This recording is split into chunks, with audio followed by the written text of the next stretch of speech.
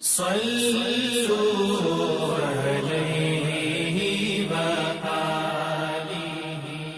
بخاری حدیث نمبر 91۔ ایک شخص عمیر یا بلال نے رسول اللہ صلی اللہ علیہ وسلم سے پڑی ہوئی چیز کے بارے میں دریافت کیا۔ آپ نے فرمایا اس کی بندھن پہچان لے، یا فرمایا کہ اس کا برتن اور تھیلی کو پہچان لے، پھر 1 سال تک اس کی شناخت کا اعلان کراؤ، پھر اس کا مالک نہ ملے تو اس سے فائدہ اٹھاؤ، اور اگر اس کا مالک آ جائے تو اسے سونپ دو۔ اس نے پوچھا کہ اچھا گمشدہ اونٹ کے بارے میں کیا حکم ہے؟ آپ کو اس قدر غصہ آ گیا کہ رخسار مبارک سرخ ہو گئے، یا راوی نے یہ کہا کہ آپ کا چہرہ سرخ ہو گیا۔ یہ سن کر آپ صلی اللہ علیہ وسلم نے فرمایا، تجھے اونٹ سے کیا واسطہ؟ اس کے ساتھ خود اس کی مشک ہے اور اس کے پاؤں کے سم ہیں، وہ خود پانی پر پہنچے گا اور خود پی لے گا اور خود درخت پر چرے گا، لہٰذا اسے چھوڑ دو یہاں تک کہ اس کا مالک مل جائے۔ اس نے کہا کہ اچھا گمشدہ بکری کے بارے میں کیا ارشاد ہے؟ آپ نے فرمایا وہ تیری ہے یا تیرے بھائی کی، ورنہ بھیڑیے کی غذا ہے۔ صحیح بخاری حدیث نمبر 92۔ رسول اللہ صلی اللہ علیہ وسلم سے کچھ باتیں دریافت کی گئیں کہ آپ کو برا معلوم ہوا، اور جب اس قسم کے سوالات کی آپ صلی اللہ علیہ وسلم پر بہت زیادتی کی گئی تو آپ کو غصہ آ گیا۔ پھر آپ نے لوگوں سے فرمایا، اچھا اب مجھ سے جو چاہو پوچھو۔ تو ایک شخص نے دریافت کیا کہ میرا باپ کون ہے؟ آپ نے فرمایا تیرا باپ حذافہ ہے۔ پھر دوسرا آدمی کھڑا ہوا اور اس نے پوچھا کہ یا رسول اللہ میرا باپ کون ہے؟ آپ نے فرمایا کہ تیرا باپ سالم شیبہ کا آزاد کردہ غلام ہے۔ آخر حضرت عمر رضی اللہ تعالی عنہ نے آپ کے چہرہ مبارک کا حال دیکھا تو عرض کیا، یا رسول اللہ ہم ان باتوں کے دریافت کرنے سے جو آپ کو ناگوار ہوں اللہ تعالی سے توبہ کرتے ہیں۔ صحیح بخاری حدیث نمبر 93۔ ایک دن رسول اللہ صلی اللہ علیہ وسلم گھر سے نکلے تو عبداللہ بن حذافہ کھڑے ہو کر پوچھنے لگے کہ حضور میرا باپ کون ہے؟ آپ نے فرمایا حذافہ۔ پھر آپ نے بار بار فرمایا کہ مجھ سے پوچھو۔ تو حضرت عمر رضی اللہ عنہ نے دو زانو ہو کر عرض کیا کہ ہم اللہ کے رب ہونے پر، اسلام کے دین ہونے اور محمد صلی اللہ علیہ وسلم کے نبی ہونے پر راضی ہیں، اور یہ جملہ 3 مرتبہ دہرایا۔ پھر یہ سن کر رسول اللہ صلی اللہ علیہ وسلم خاموش ہو گئے۔ صحیح بخاری حدیث نمبر 94۔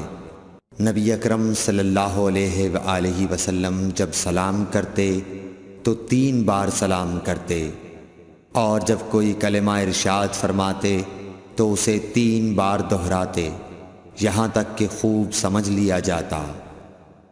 صحیح بخاری حدیث نمبر 95۔ رسول اللہ صلی اللہ علیہ وسلم جب کوئی کلمہ ارشاد فرماتے تو اسے 3 بار لوٹاتے یہاں تک کہ خوب سمجھ لیا جاتا، اور جب کچھ لوگوں کے پاس آپ تشریف لاتے اور انہیں سلام کرتے تو 3 بار سلام کرتے۔ صحیح بخاری حدیث نمبر 96۔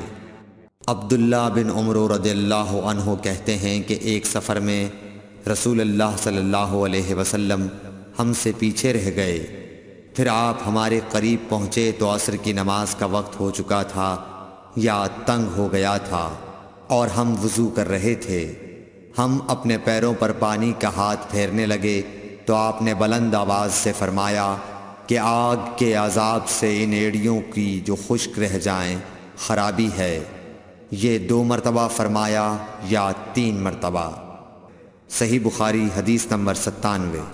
رسول اللہ صلی اللہ علیہ وسلم نے فرمایا کہ 3 شخص ہیں جن کے لیے دگنا اجر ہے، ایک وہ جو اہل کتاب سے ہو اور اپنے نبی پر اور محمد صلی اللہ علیہ وسلم پر ایمان لائے، دوسرے وہ غلام جو اپنے آقا اور اللہ دونوں کا حق ادا کرے، اور تیسرے وہ آدمی جس کے پاس کوئی لونڈی ہو جس سے شباشی کرتا ہے اور اس کو تربیت دے تو اچھی تربیت دے، تعلیم دے تو عمدہ دے، پھر اسے آزاد کر کے اس سے نکاح کر لے تو اس کے لیے دگنا اجر ہے۔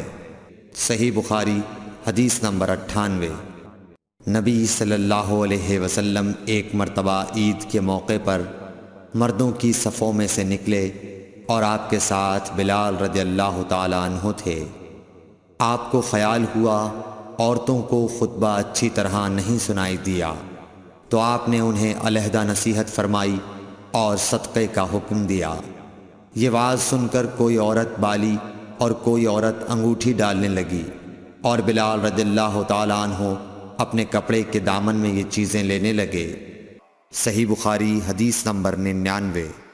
حضرت ابو ہریرہ رضی اللہ تعالیٰ عنہ نے عرض کیا، یا رسول اللہ، قیامت کے دن آپ کی شفاعت سے سب سے زیادہ سعادت کسے ملے گی؟ تو رسول اللہ صلی اللہ علیہ وسلم نے فرمایا، اے ابو ہریرہ، مجھے یقین تھا کہ تم سے پہلے کوئی اس کے بارے میں مجھ سے دریافت نہیں کرے گا، کیونکہ میں نے حدیث کے متعلق تمہاری حرص دیکھ لی تھی۔